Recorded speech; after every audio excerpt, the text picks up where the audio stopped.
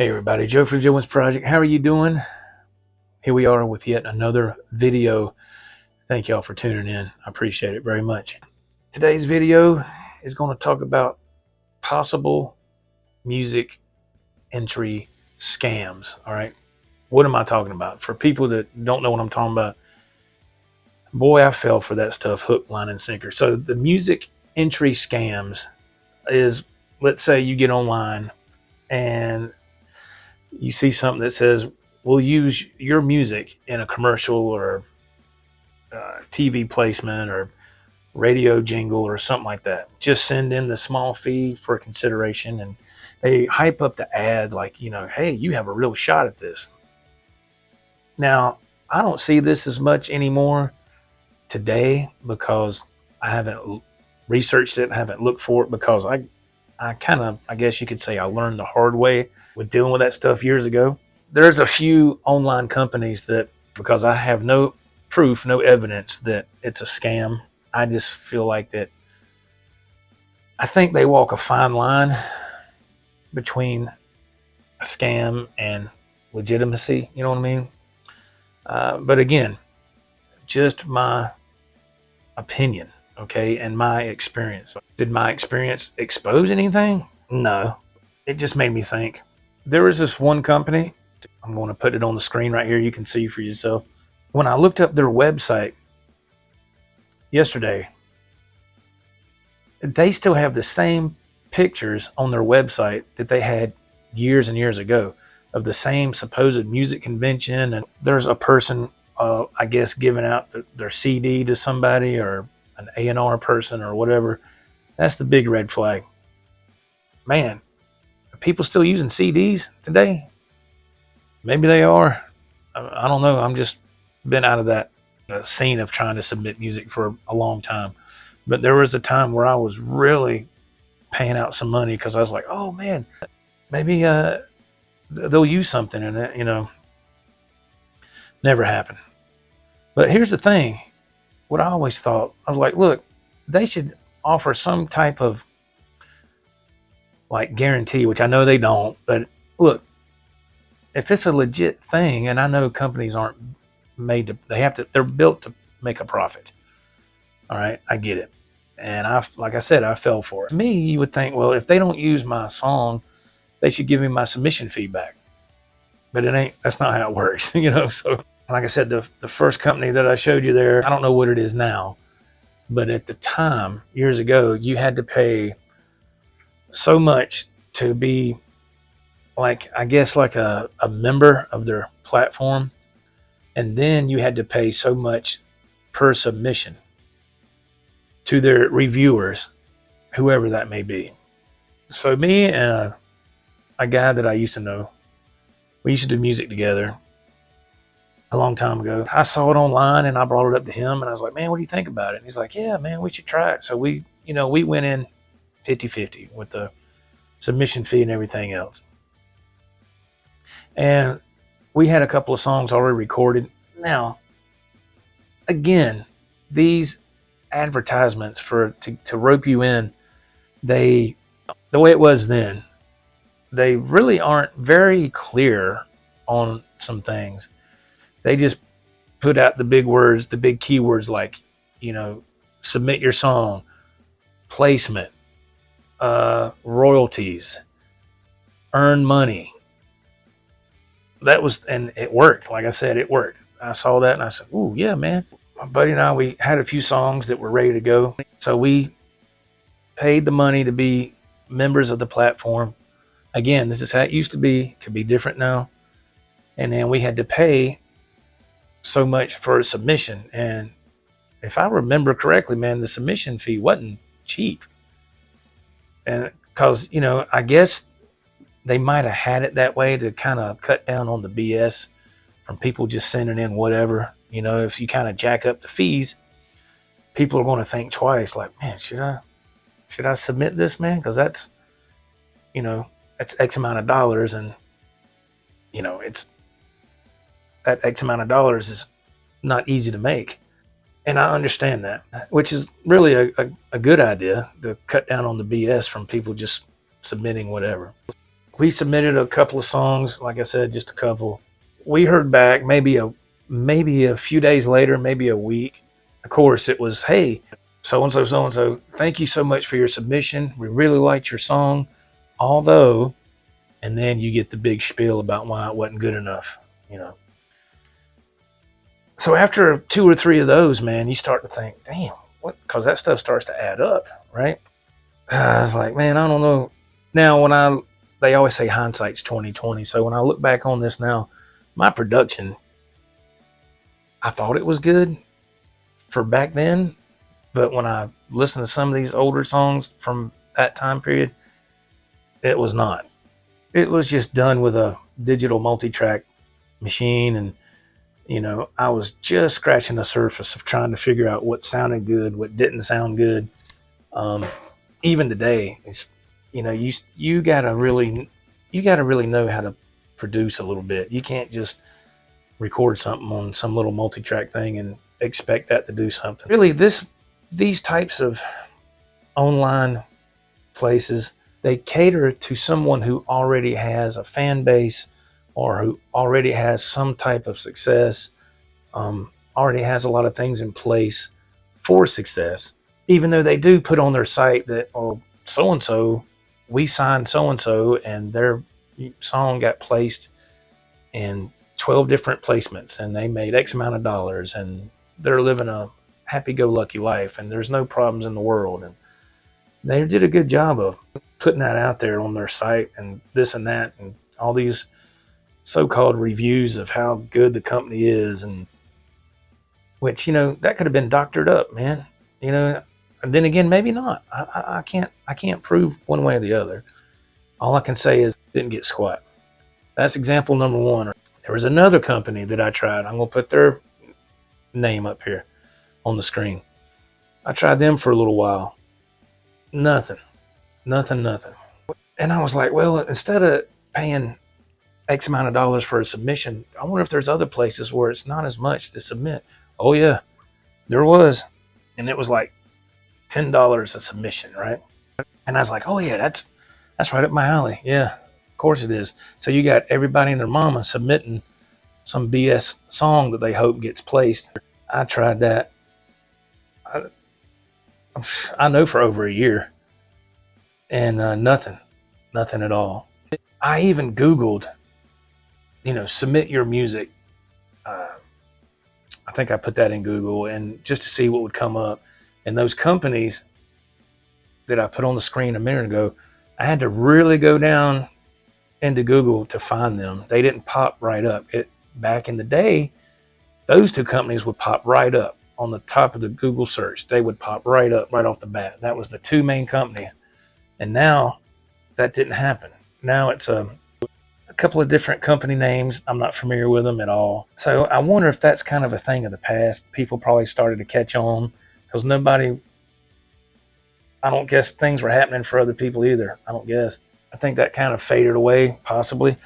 Like I said, when I went on that one website for the first company that I was talking about, they haven't changed anything on their homepage. It's still the same pictures. So that tells me that it's probably abandoned and the site is still up for whatever reason.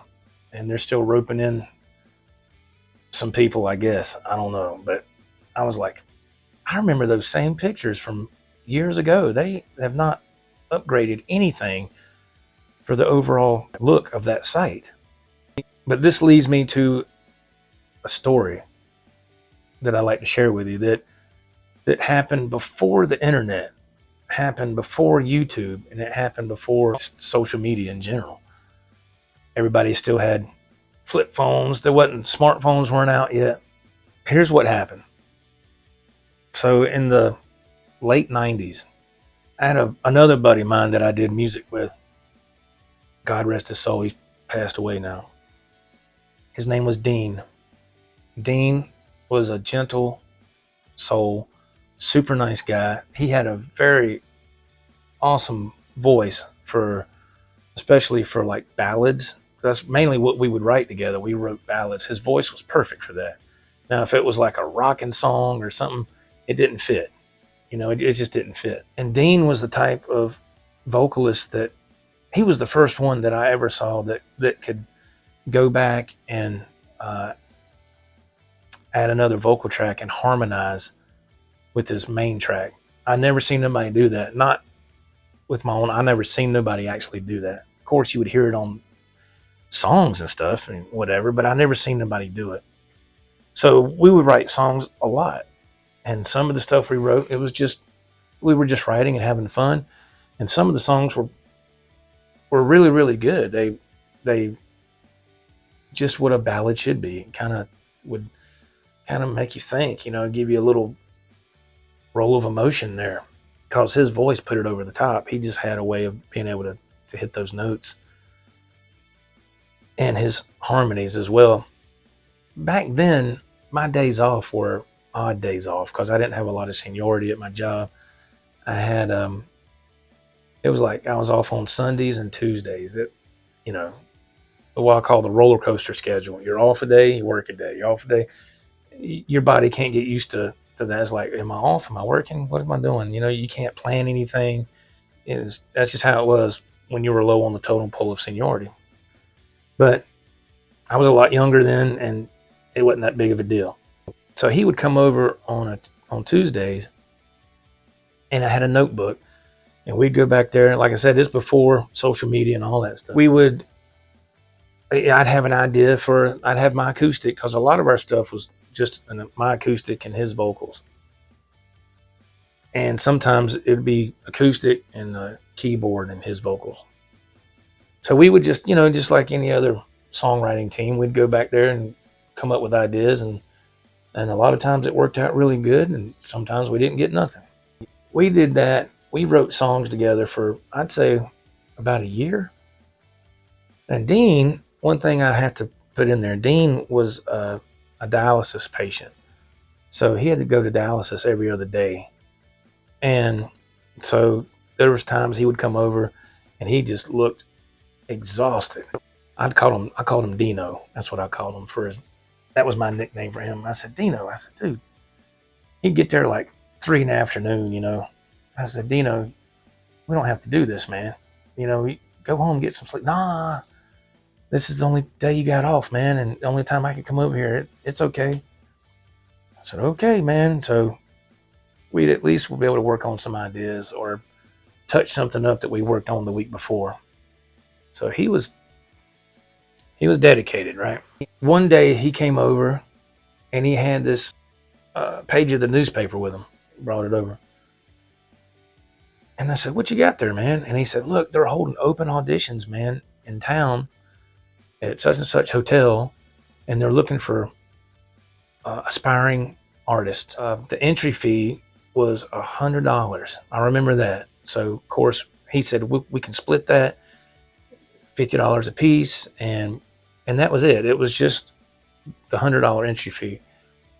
And they took out a pretty good size ad in the paper, man. He had cut that out or whatever and brought it with him that day for our little get-together session or whatever. I looked at him. I said, man, do you think this is legit? He goes, I think so. I think so. We had agreed on an original that we were going to perform. And once we decided we were going to go through with it, and I thought it was really, really good. And I was assuming that's what we were going to do. That's what we agreed on.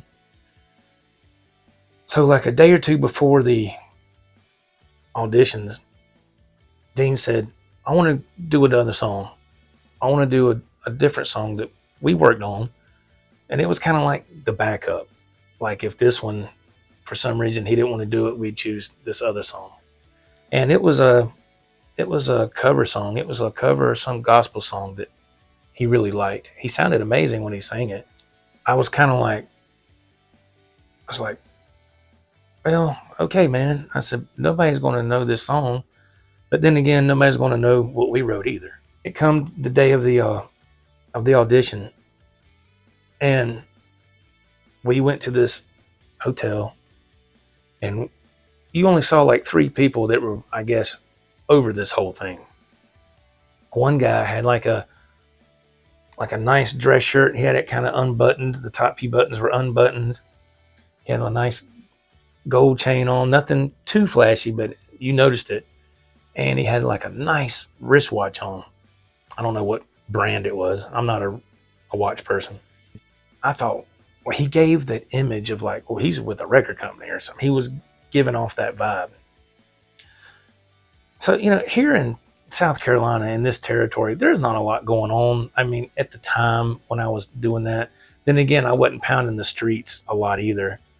But just my little bit of experience, which is not a lot, and I don't really qualify to really say, but there's just not a lot going on here, especially now. There's just not, because music has changed so much.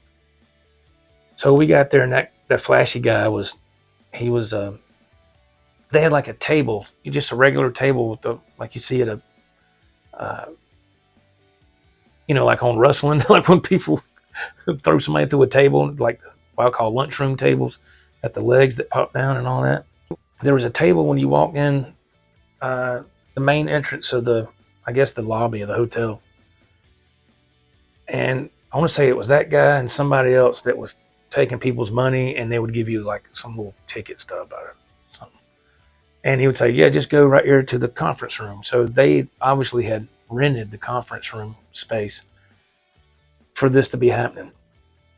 So we paid our money, and because it was like are y'all a single or are y'all a duo? We're a duo. Okay, well, we paid our money, gave us our little tickets. We went into the conference room, and it was a pretty good sized conference room.